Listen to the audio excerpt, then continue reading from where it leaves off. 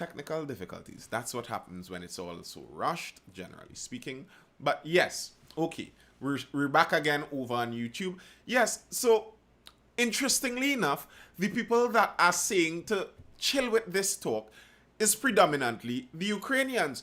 And when I read the Western media, for the most part, they keep saying that the Ukrainian prime minister is basically only saying this because of he has fears for his country's economy, you know. He's trying to protect his country's economy. But he didn't actually say that was the only reason. The man said that in reality, the situation is not as dire as some people are trying to make it seem. It isn't as serious as some people are trying to make it seem. That's coming from the Ukrainian president.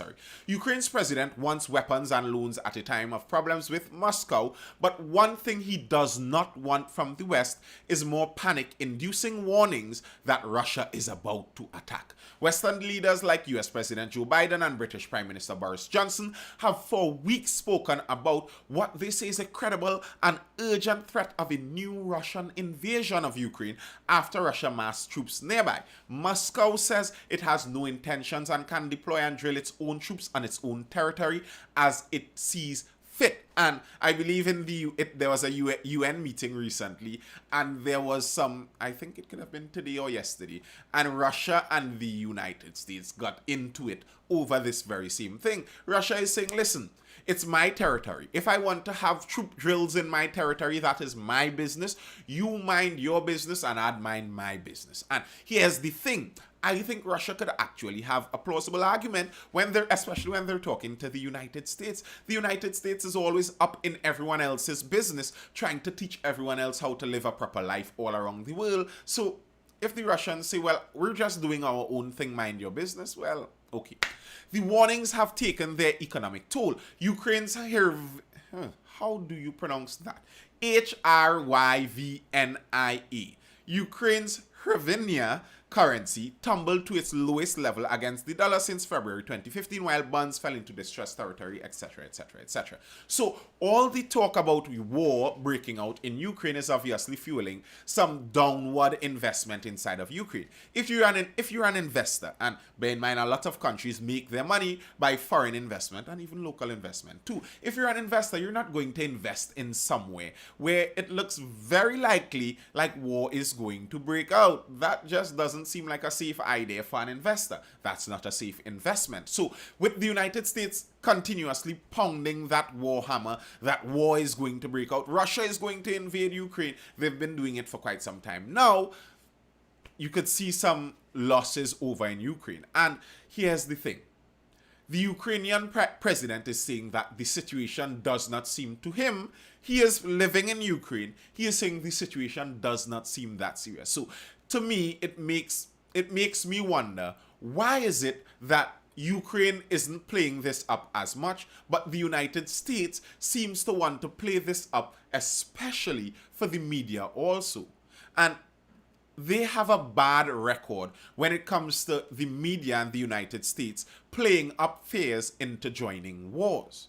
The United States and their media promised the United States citizens and the world that there were WMDs. I don't know how old all of you in the live right now are, but WMDs is a familiar three-letter acronym if you have some age. Not that old. It happened in the 2000s.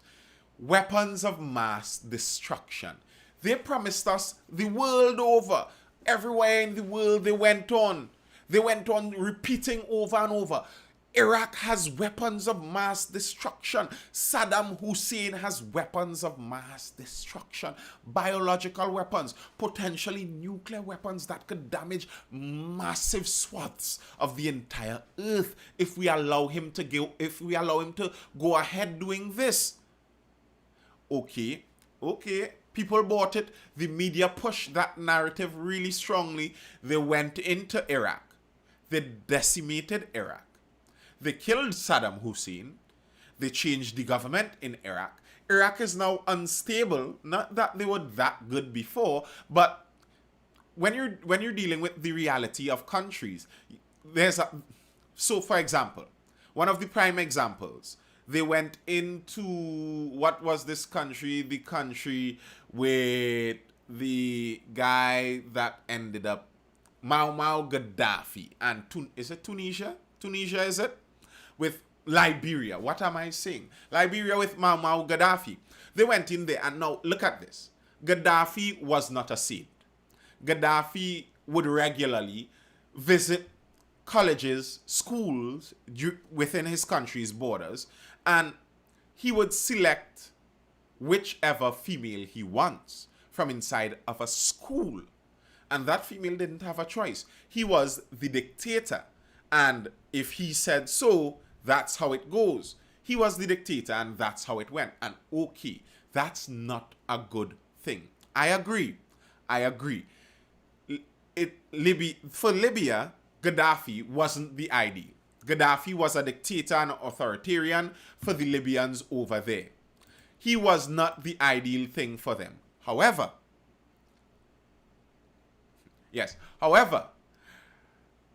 when he left, well, he didn't leave.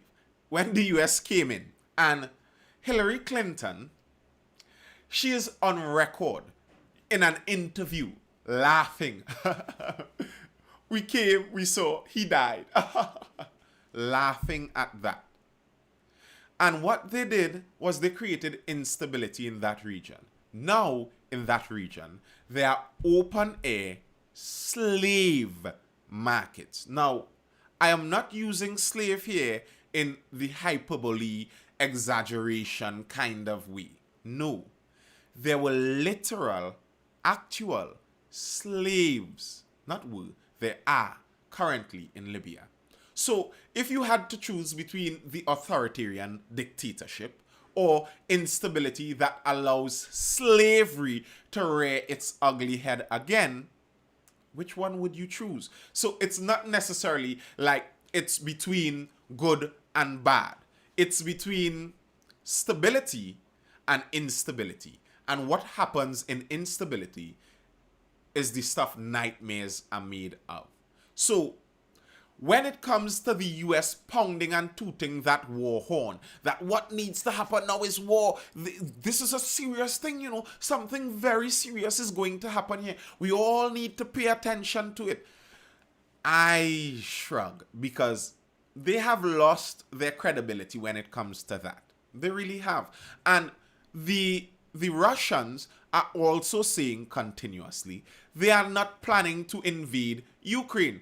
US and Russia share tense exchange at UN Security Council meeting. At Monday's UN Security Council meeting, the US hoped to get an explanation from Russia on what exactly it was doing regarding Ukraine. But instead, the meeting was full of tense exchanges between the countries.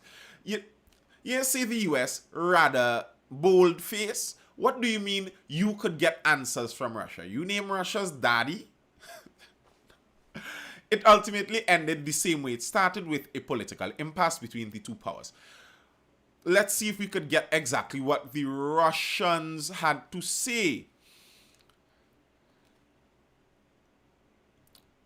The Russians, when it came time to hear from Russia ambassador Vasily Nebenzia, struck back and said the US was whipping up tensions and rhetoric about the situation, and claimed that Russia had no plans to invade Ukraine. Now, here's the thing.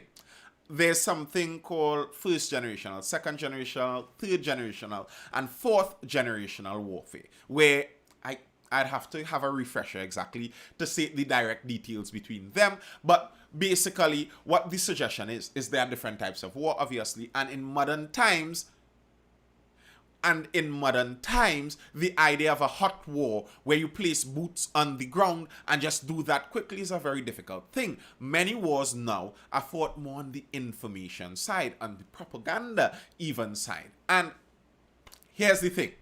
If the United States is saying that Russia is increasing tensions by doing troop maneuvers and troop drills around their borders, can't Russia likewise say that the United States is also increasing tensions and possibly stoking war just by the rhetoric they are pushing. If I, all right, I have a bit of a platform. I have a bit of a social media presence. If I come on my social media day in, day out, and I allege that the Beetham residents are planning to attack the Sealats residents, and there's a war afoot.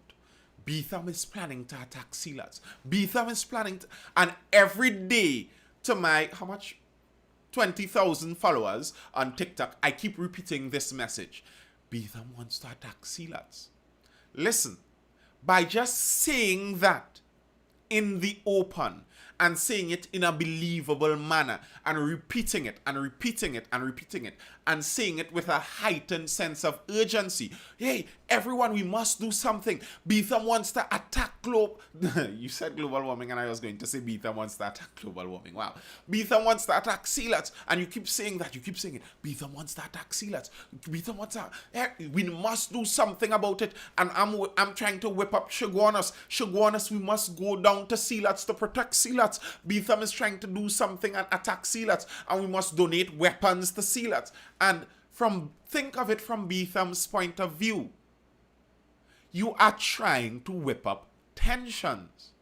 And I could understand that. Now, I do not know necessarily if how true it is that Russia is or is not going to attack Ukraine. According to the Russians, it's not going to happen. According to the Ukrainians, it's not as dangerous as the Americans make it seem. So I just don't know. What I do know is the rhetoric itself builds tensions. I saw a bit of a discussion building there on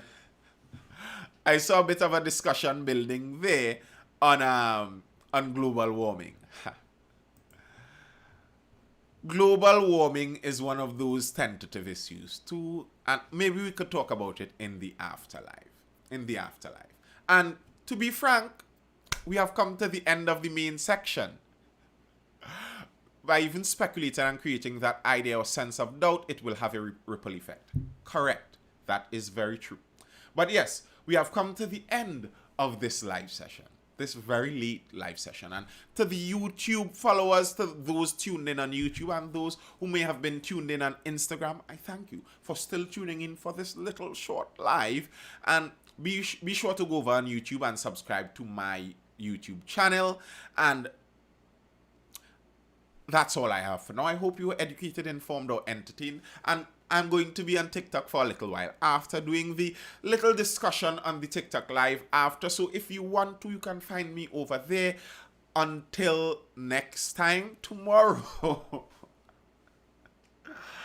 Tomorrow at 9. Hopefully it works out much better tomorrow and we do see each other at 9 o'clock tomorrow. So goodbye YouTube, goodbye Instagram. See you tomorrow at 9 p.m.